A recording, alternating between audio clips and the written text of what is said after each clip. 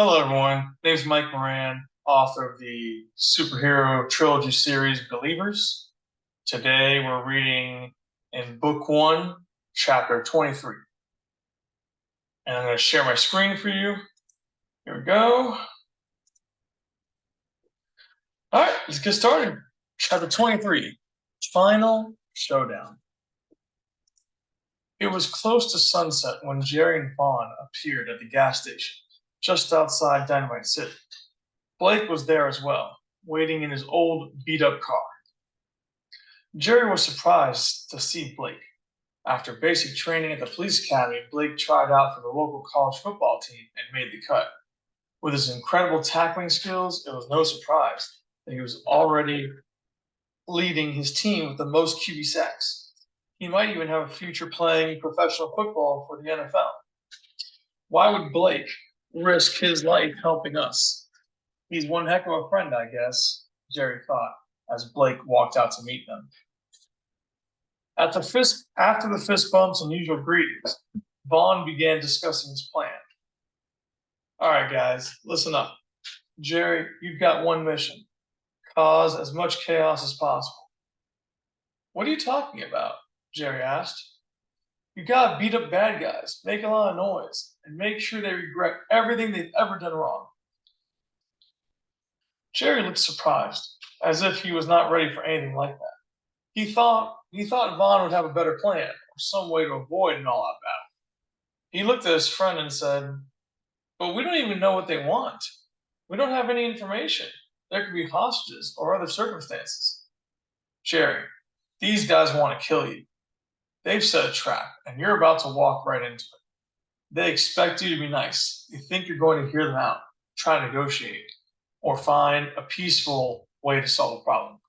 But the truth is, there is no good way out of this. I can't accept that. I have to try, Vaughn. Don't you get it? Vaughn asked. They'll take advantage of you and exploit your weaknesses. If you do it your way, you're going to die. Jerry and Vaughn were at each other's throats. They could not agree on anything until Blake stepped in and said, Vaughn, let me handle this. He placed his hand on Jerry's shoulder, looked him straight in the face, and said, Jerry, I know you're a good guy and want to help everyone. But this time, let us help you. I've known Vaughn my whole life, and he's never let me down. So he won't let you down either.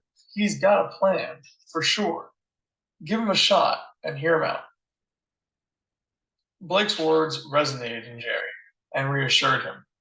He calmed down, looked at Vaughn, and said, Okay, I'm all ears. Vaughn's anger dissipated, and he continued explaining his plan. Jerry, fight as hard as you can. Don't hold back. I know you're going to create your cyborg suit again, but in case anything gets through, you're also wearing a bulletproof vest. We'll keep in contact using radio earpieces. While you're fighting, Blake and I will drive around, sneak into the city, and try to find a way to help you. If you run out of energy or get badly hurt, we'll do our best to get you out of there. Also, take these. Vaughn handed Jerry a few smoke bombs, flash grenades, tear gas grenades, a pistol, and a bulletproof vest. He brought enough combat goods for everyone, including a first aid kit, and they all suited up. Jerry took additional time to meditate and then transformed into a 6 foot tall cyborg. Vaughn saw Jerry up close and could not hide his expression of awe. After training and everything they had been through together, Vaughn now understood why Blake liked Jerry so much. He was a real live superhero after all. Everyone was ready to go. Before splitting up, Vaughn gave Jerry a bit of advice. Don't sit still. Use stealth, speed, and hit and run tactics, just like in our training. Don't give the enemy a chance to target you. Most importantly, don't die. Jerry looked at Vaughn and Blake and said, Let's do this. They all nodded, gave each other a three-way fist bump, and moved out. Vaughn and Blake jumped into the car and drove off. Jerry started running toward Dynamite City. Like a locomotive train, he quickly picked up momentum and closed in on his location. He reached the entrance of the city by nightfall. Surprisingly, it was completely dark. All street lights and building lights were off. Also, there were no people walking around, which concerned him greatly. Jerry took a few steps into the city and boom, he accidentally stepped on a hidden mine on the road and it blasted him into the air. He landed flat on his back in the middle of the city street. Then he heard a loud voice echoing his name, Jerry Miller. Someone was talking through loudspeakers installed on light posts, telephone poles, and buildings throughout the city. Jerry stood up, feeling dazed from the mind blast, but he quickly shook it off and shouted, Okay, I'm here. Who are you? What do you want? The same loud voice responded, You know who I am, and you know what I want. You, dead in the ground. Where is everyone? What have you done to them? Jerry asked. What do you care, Jerry? You think you're a hero? You've ruined everything for everyone, and it's all your fault, the gang boss screamed. What are you talking about? You came to my turf and attacked my gang. Then I tried to kill you, and you took my girls too. You made me angry and forced my hand, Jerry. Now everyone is part of my gang and ready to kill you.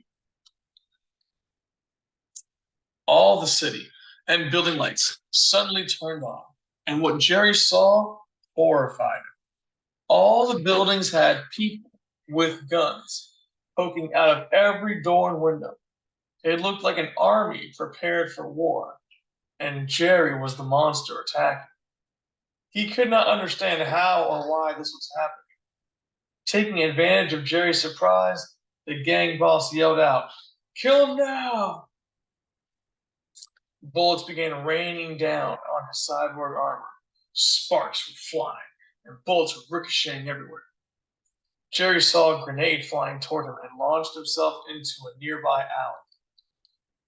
More bullets fired upon him, and enemies were dropping grenades from the tops of buildings. With no other choice, Jerry crashed through the wall of a building to get inside. People jumped out of the way as the wall collapsed. Once inside, Jerry looked closely and noticed they were all gang members, police officers, and war veterans. They spotted Jerry and fired everything they had. Jerry grabbed a table and threw it at the nearest group of men, slamming each one against the wall. He also picked up a chunk of cement from the collapsed wall and threw it at another group. There were still men firing at him from a wooden stairwell, so Jerry charged with his shoulder into the stairwell and destroyed it. The men fell down, and chaos ceased for a moment. Jerry took a breather and contacted Vaughn via radio. Vaughn, don't enter the city by car. They've got mines on the roads. We heard explosions through your radio earpiece and figured something was wrong. We'll sneak in on foot, Vaughn replied. They've also got a lot of firepower. I don't know where they got it from, but you and Blake better be extra careful. Roger that. Over and out.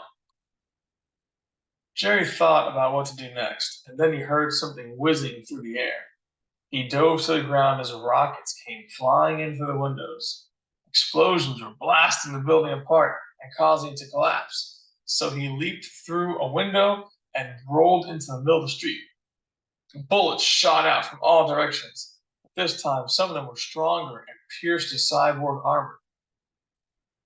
Thankfully, his bulletproof vest stopped the bullets, but Jerry knew he might not be so lucky next time. He could barely see through the smoke from all the gunfire. He charged and crashed through a nearby building. It partially collapsed on top of him, so he used it as cover for a moment to radio Vaughn. These guys are everywhere, Vaughn. How am I supposed to fight this? You already know what to do, Jerry. Stop holding back. Fine, but some of their bullets are getting through my armor, Jerry replied. Are you serious? Vaughn asked. Those might be snipers. Blake and I will see what we can do. Thanks, Vaughn. Jerry knew Vaughn was right. He was fighting half-heartedly because he did not want to hurt anyone. But his enemies were trying to kill him and not giving him much of a choice. He also did not want to destroy the city. But they were hiding inside buildings. If he wanted to win the war and save Dynamite City, he had to shake things up and force everyone out into the open. He checked his pockets and found some of the items Vaughn gave him. It's time to put these to use, Jerry thought, pulling out a few grenades. He recalled Vaughn's advice about using stealth and decided to take a risk. He transformed himself back to normal. He was no longer a 6-foot-tall cyborg. Jerry carefully climbed out of the rubble. A few people saw him from a distance, but they ignored him. Most people in Dynamite City had only seen Jerry in his cyborg armor. Therefore, they do not know what he normally looked like, especially at nighttime. Using his disguise, Jerry executed his plan. Meanwhile, Vaughn and Blake managed to sneak into the city and found the location of the snipers. They were hiding alone in specific buildings, farther away from battle. They were vulnerable and unguarded because most men were fighting or trying to find Jerry. Vaughn and Blake snuck into the buildings one by one and disabled the snipers. One sniper, however, was perched in a tall building and took longer to reach. Unfortunately, Blake was getting tired and became a little clumsy. He leaned against the wall and accidentally made a thump sound. The sniper heard him, and Vaughn quickly entered the room and shot the sniper with his pistol, but he was too late. The man fell to the floor with a radio in his hand. They heard voices through the radio, confirming that the enemy now knew about Vaughn and Blake. That meant big trouble was coming their way. Jerry stealthily entered a few buildings, dropped grenades inside, and teleported outside. He used smoke bombs, flash grenades, and tear gas grenades to force people out of the buildings. Several enemies ran to the streets looking for Jerry Miller. The plan was going well until someone recognized him. One of the Thug guards whom Jerry had electrocuted when kidnapping Little Red alerted everyone to Jerry's presence. Jerry transformed back into a cyborg just in time to stop incoming bullets. He leaped through the building wall, landed on the street, and began fighting everyone outside. He ran and jumped around constantly, swinging his metal arms and knocking enemies out with brute force.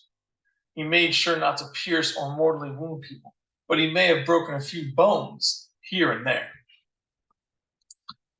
This was no longer a crime or police mission. It was an all-out war. Hundreds of men were firing guns, rocket launchers, and other dangerous weaponry. They were also attacking with knives. Jerry used hit-and-run tactics to take out enemies quickly and never stopped moving. However, he was taking a lot of damage. His cyborg armor sustained dents, cuts, and holes. His bulletproof vest stopped bullets, but his physical body was in dire pain. Jerry learned how to regenerate minor damage to his body and armor while fighting, but it was not enough. There were too many enemies and attacks bombarding him. He started to think he could not win this war. Becoming desperate and wanting to escape, Jerry began grabbing parked cars and throwing them in enemies' direction. He waited until they ran away from the cars and then shot fireballs to make the cars explode. His plan was to scare people away from battle and give Vaughn and Blake enough time to escape the city. Then he could simply teleport away to safety. When he contacted Vaughn about his plan, however, bad news surfaced. Vaughn, you guys got to get out of Dynamite City now. I'm doing the best I can, but I can't win this fight. No way. We're not giving up. I'm not a quitter, and we're not leaving, Vaughn responded. We can always come back another time, Vaughn. I've taken a lot of damage. I don't know how much longer I can keep it up. Well, You're going to have to find a way because Blake and I are stuck here. What do you mean? Jerry asked. We took out snipers, but the enemy found us and barricaded us inside a building. We have no way to escape. But we'll figure something out. What? Jerry shrieked, completely shocked by Vaughn and Blake's predicament. Feeling distraught and trying to find a way to save his friends, Jerry became distracted and did not notice something important. Numerous men were hiding and waiting for just the right moment to launch a surprise attack. They leaped out together and fired taser guns at Jerry. The electricity weakened him greatly, and when he tried to escape, other men threw chains with grappling hooks around him. Jerry could not move or defend himself as they closed in and began beating on him. Punches, kicks, knives, and crowbars destroyed Jerry's cyborg armor and made him go limp. After watching everything and mustering up courage, a voice yelled out, "Stop!" Everyone turned around and realized it was the mayor of Dynamite City. He was a short, bald man wearing a light brown suit. He was nervous and sweating profusely, but he refused to hide any longer. Looking exasperated by the violence and chaos, the mayor began speaking out to everyone. We can't allow this to go on. Our city is a mess, and we're fighting against a kid. He came here to save us. He believes in us. Why aren't we helping him? Because he don't pay the bills, chump. Bang! A thug wearing a purple jacket screamed out and punched the mayor in the face, knocking him out cold. It was Clyde, the gang boss, and he had his own message for everyone. Listen up, y'all. This is my town, my turf. No stupid mayor is going to tell me what to do. And don't go trying to be a hero. Your families are safe now. They won't be if anyone turns against me. Clyde swiftly pulled out a Desert Eagle and stomped over to Jerry. He pointed the gun straight at Jerry's face and said, "And you, all this is your fault. You pushed me too far. I'm going to kill you. But first, I've got your friends locked up inside a room. I know you got an earpiece. I can see it. My boys are going to kill your friends, and you're going to listen to every second of it. After I kill them, you and the mayor are next. Once you're out of the way, I'll hunt your family down and kill all of them. You hear me? All of them." With all this drama going on, Jerry had ample time to recover his strength and heal a few wounds. He also thought about everything that had happened in Dynamite City. Jerry felt his adrenaline and fury rising as memories and bad thoughts filled his mind. He came here to help. He came here to make a difference, and everyone fought against him, all because of Clyde. He was acting like a tyrant, forcing everyone to follow his will for the sake of greed. Most importantly, Clyde threatened everyone's family and friends, including Jerry. It was time for Clyde's empire to fall.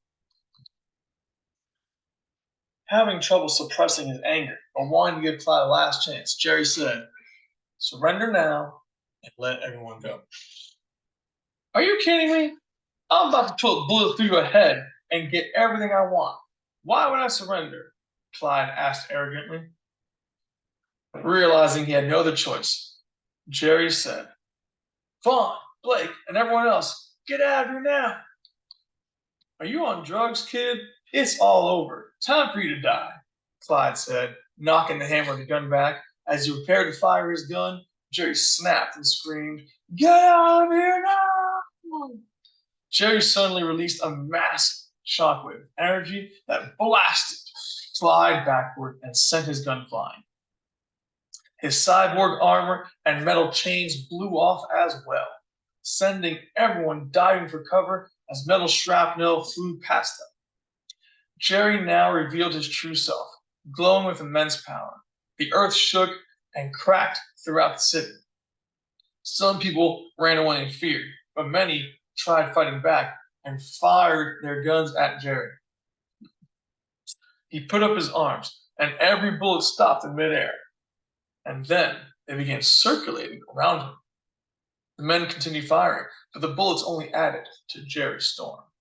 Soon all metal objects began gravitating toward him. Guns flew out of enemy hands, and even cars were slowly sliding into his vortex.